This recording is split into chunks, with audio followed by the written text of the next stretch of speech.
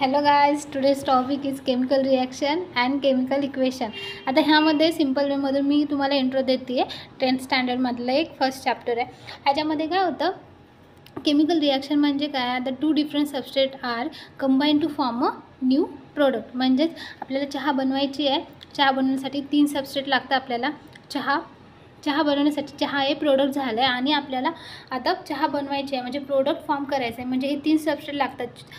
पत्ती लागती, साखर आणि मिल्क. ओके, हे 3 सबस्ट्रेट थ्रू आपण एक प्रोडक्ट बनवू शकतो म्हणजे चहा. आणि आता ह्यासाठी काय लागतं, 3 सबस्ट्रेट आहेत. कंबाईन होण्यासाठी काय लागतं, तर हीट लागते आहे. ओके, उकळण्यासाठी, चहा उकळण्यासाठी, बॉईल करण्यासाठी आपल्याला काय लागतं, हीट लागते. म्हणजे हे झाली एन्झाईम. हीट काय झालं, एक एन्झाईमचंच काम केलं आहे म्हणजे प्रोसेस कंप्लीट करण्यासाठी. ओके, तर आता 3 सबस्ट्रेट आणि एक प्रोडक्ट म्हणजे 3 सबस्ट्रेटमधून आपल्याला एक चहा किंवा कॉफी बनते. म्हणजे आता असे वाटेल की यार हे सायंटिफिक रिझनमध्ये खूप हार्ड असेल, हे इझी असेल, असं काही नाही आहे.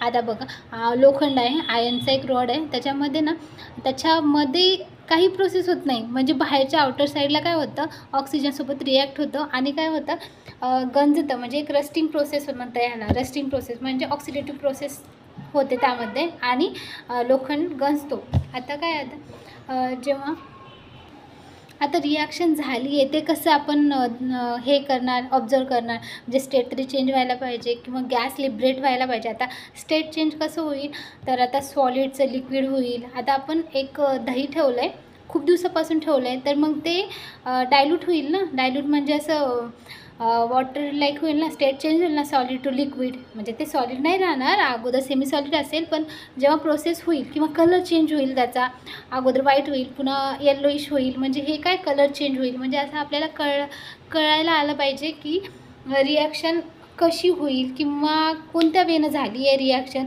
म्हणजे आता आपण फ्रीजमध्ये दूध ठेवलं आहे, त्यामध्ये लॅक्टोबॅसिलस बॅक्टेरिया असतात.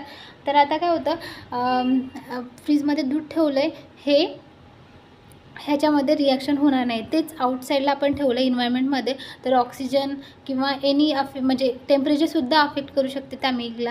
तर मग असं म्हणू शकतो आपण, milk are reacted by any factor. Okay, thank you.